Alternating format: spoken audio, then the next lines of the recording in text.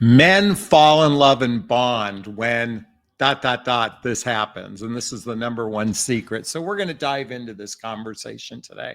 Now, when I think of some of the experts out there that talk about love, somehow John Gray tends to pop into the conversation.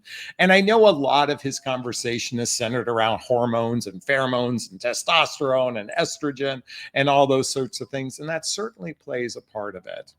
And then if you listen to the work of Dr. Helen Fisher, she talks about lust, attraction, and attachment as being part of love.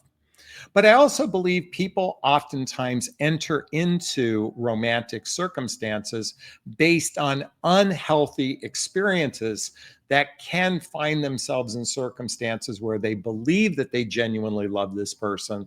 And yet when we get down to it, it's not necessarily healthy love. And when I think of love, this is purely my perception. I'm not here to say real love isn't about the good times. It's not about entertainment. It's not about romance. It's not about physical attraction.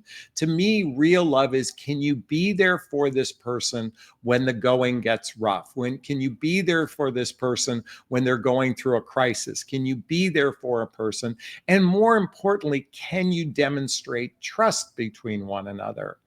And when I think of trust, I think of it along this lines, and ask yourself if you feel the same way. Trust is, does this person have my best interest at heart? Or is this person's best interest my best interest? Or let me say this, if you're with a partner, your partner's best interest are your best interest. To me, that is love at its core. And when I think of the words, I love you, I think of it along this lines. I think of it as, I'm here. You matter. We are important. I've got your back. I'm not going anywhere, and I only want you. So let's unpack that for a second. I'm here. That means I'm present to this experience. I'm not thinking about a past relationship. I'm not thinking about the future. It means I'm present to what's happening in our lives right now. Now, I know many of you ladies who watch my channel, you hear this from men all the time. Can we just be in the moment? And to some degree, that's all we have, because the reality is tomorrow isn't guaranteed. Some accident could take us away from one another. So we only have this moment. But is this person present in the moment, or are they stuck in a past relationship? Do they have a contentious relationship with their ex? Or maybe they had a treasured relationship ending and they're still grieving the ending of that relationship. They're not present to this experience outside of, from an emotional standpoint. I don't mean a physical standpoint. So I'm here. You matter. We just talked about that. That's the basis of trust, is this person's feelings matter commensurate with my own. Sadly, many of us date and with kind of myopic eyes, we're only focused on our own needs. And while it's important to get your needs met, if you're going to enter into a physical relationship with someone, I think it's critically important to recognize that the other person's needs matters too. So I'm here, you matter, we are important. That's looking at the relationship as a separate entity. We have to look at, or at least this is an invitation for every one of you, is there's a you, there's a me, and then there's a we. A relationship is a separate entity. It's like two business partners starting a like maybe they're starting a law firm together, or maybe they're starting a accounting firm, or maybe they're starting a medical practice. Two business people that get together and say the practice is a separate entity. It has a separate name. It has, like an LLC and that sort of thing. Is treating the relationship as a separate entity means you value it.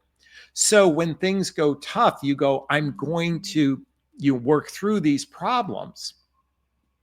I've got your back. We just talked about, like real love in my mind is, are you going to be there to wipe the vomit off my face if I'm going through chemotherapy? Do you have my back? Will you take me to a colonoscopy appointment? Will you take me to the doctors? We glorify love from all the entertainment and romance and the physical connection. But real love is, if you get down to it, is this person going to be here for me when I need them? I'm not going anywhere. That means I'm deeply rooted. You know what? If we're running into a problem, I am not going to run away. I'm going to lean in and say, how can we resolve this together? I'm not going anywhere. And lastly, I only want you. In a world where infidelity is so rampant in romantic relationships, it says, look, I only want to be physically romantic with you, but that doesn't mean, so I'm going to agree to monogamy, but that doesn't mean I've signed up for celibacy. So I think it's important to cultivate a healthy sexual relationship with your partner as part of the fundamental difference between friendship relationships versus romantic relationships. But we talked about lust briefly. We talked about attraction and also attachment. Sadly, most people attach to another human being in an insecure, unhealthy way, or they've had imprinting from their childhood that causes them to choose people that are similar to one or both of their parents. And we oftentimes believe that is love when it's actually insecure attachment. If you're not familiar with the work of Amir Levine and Rachel Heller, I highly recommend reading the book Attached. If you're not familiar with the work of Harvell Hendricks and Helen Hunt, I recommend reading this book called Getting to Love You Want. This is about understanding our oftentimes our core wound of choosing people that are like one or both of our parents. This is known as the imago. So I invite you to start understanding love from a different vantage point. So this title is Men Fall in Love and Bond When This Happens. And this is the number one secret. And I'm going to go back to a TV show that was on Netflix.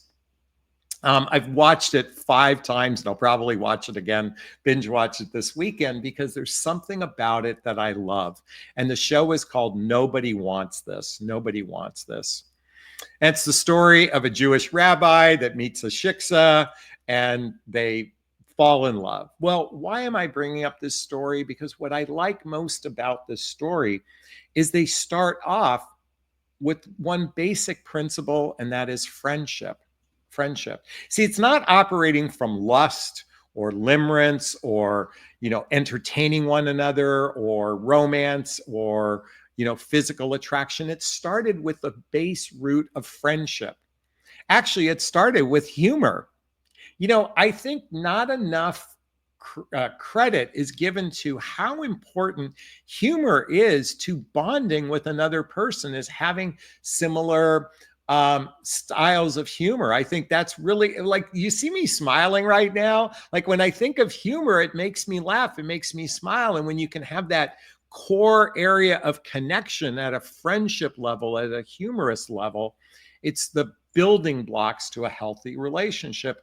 And it's friendship with desire. In other words, your desire for this person on a friendship level exceeds the pain, the past hurt, and the differences every couple is going to experience. In the TV show, their big difference is he's Jewish, she's not, and it'd be better for his life that she be Jewish. And it's interesting because her childhood wounds come up in this conversation, which I talked about earlier when I say our pains and hurts and our differences, and her abandonment issues come up, her inconsistent love patterns have come up. And he holds space for this person. He holds space for Joanne. It's Noah and Joanne, by the way. He holds space for her. And it's a great illustration because there's something about where he's at in his life by the time he met this person, by the time he met her, is that he is secure in his emotional well-being and he is committed to commitment. He is committed to commitment. In fact, when she was struggling emotionally, he says to her, I'm on your side. He's basically saying, you can't sabotage this relationship. I am committed to commitment. Because they started on a foundation of friendship. And sadly, our current dating environment, because of dating apps, is so hyper-focused on entertainment, on romance and physical connection that very few couples actually build the deep roots of trust through genuine friendship. In fact, I pulled out this book. If you haven't ever read it, it's by Dale Carnegie, called How to Win and Influence People.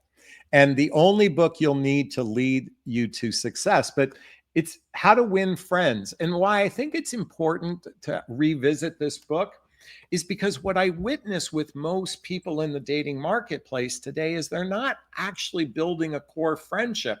It is so rooted on lust and in limerence and physical attraction and chemistry that it's missing the deep building blocks that we see in the TV show, is that they actually enjoy talking with one another. Did you hear what I said? Talking with one another. How many times have you been in dating environments where you can feel that the person is talking at you?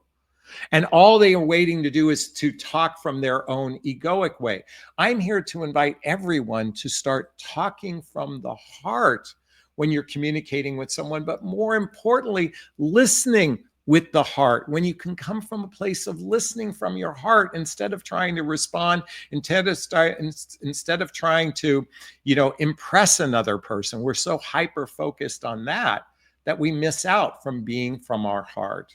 By the way, it's 11:11 right now. So speaking of friendship, do you remember the TV or the movie When Harry Met Sally?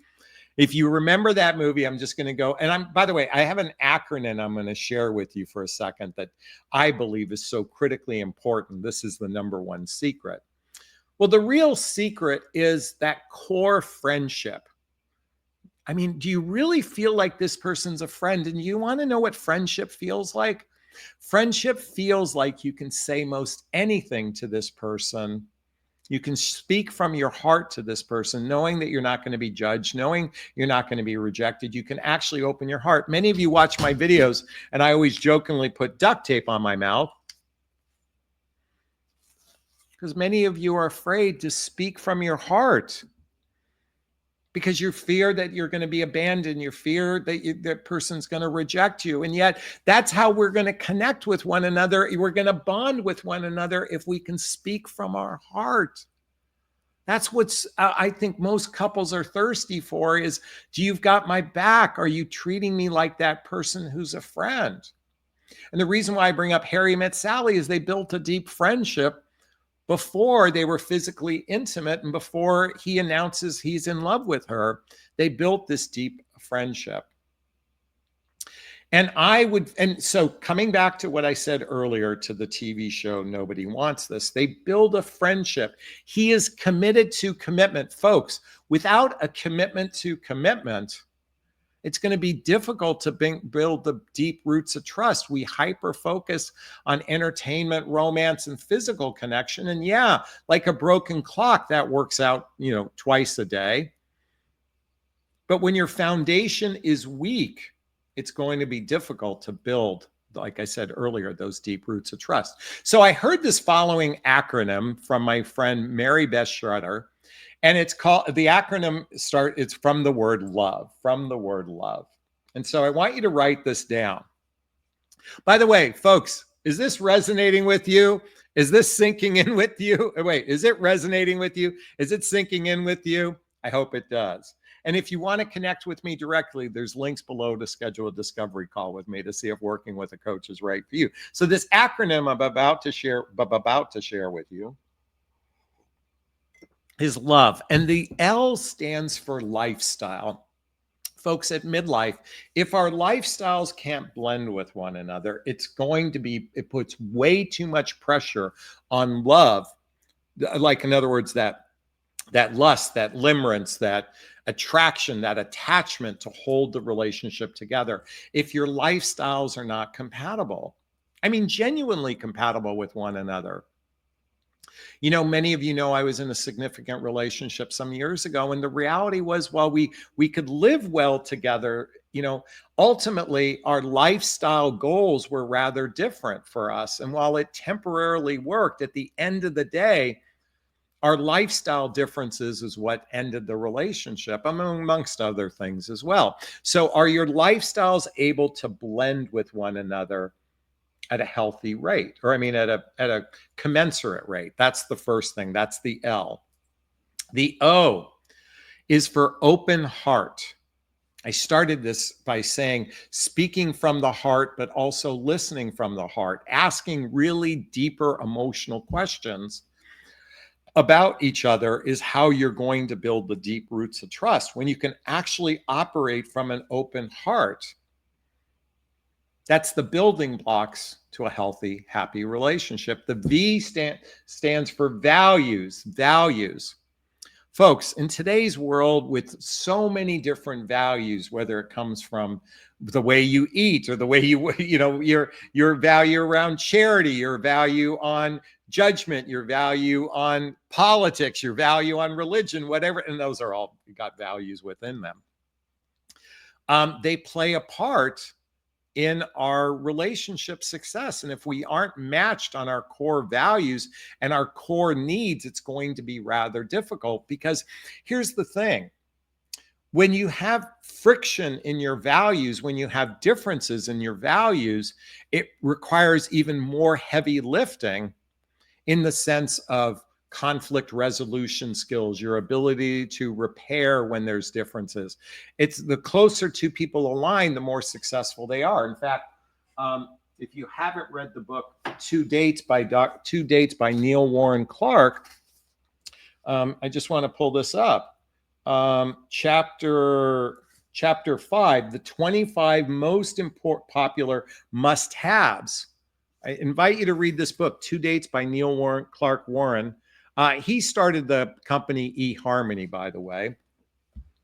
But understanding these important factors for relationship success puts you on the fast track of love and bonding with someone when we understand the mechanics of human nature, but more importantly, the mechanics for a healthy, happy relationship. And the E stands for expectations for the future. You know, I shared earlier in the show, Nobody Wants This. He is committed to commitment, or at least I believe he is. And she's getting there. If you are not committed to commitment, if you're not committed to a future with someone, if it's like, let's just take it slow, let's just see where it goes, you're setting your foundation for your relationship on a weak foundation if commitment and trust aren't your highest values. In fact, in other words, committed to trust should be the first level of commitment, along with monogamy, exclusivity, teamwork, and being all in with someone. And so I just plant these seeds to suggest that we let go of the egoic way of dating. We let go of the lust and the limerence and the entertainment and romance and physical connection, and start connecting at a heart-centered level, start connecting at a friendship level. Does this person feel like a friend? And when we think of the TV show Friends, you know, one of the core things about them is they all had radical differences. And even Monica and Chandler, it's because they had a core friendship that allowed their physical relationship to flourish to something much deeper, because they already enjoyed each other's company. And that's the most important piece that carries a relationship beyond the surface level. Again, is this sinking in? Is this resonating? Please let me know if it is. I'd like to hear your thoughts on this. Post a comment below. I do my best to read them all in the first 24 hours. As always, if you find value in my videos, please hit that like button. Please share this video. Please subscribe to my channel and hit that notification bell so you can be notified of new videos. And if you want to connect with me directly, hey, there's links below. Schedule a discovery call with me to see if working with a coach is right for you. Check out my group called Midlife Love Mastery. Get all the books I recommend listed below. Follow me on social media and get my dating vows, because the dating vows is one of the first steps to commitment and really the building blocks to love and bonding with someone. All right, I'm going to wrap up this video as I always do. First off, give myself a big, gigantic Jonathon barrack of self-love. I'm going to reach into the camera and give you a hug of love if that's okay. I'm going to ask you to turn to someone, pet, a teddy bear, a pillow, and give it or them a hug of love, because hugs are a great source of love. And let's face it, we could all use more love in our lives. Thanks a bunch. Bye now. Bye-bye. Bye.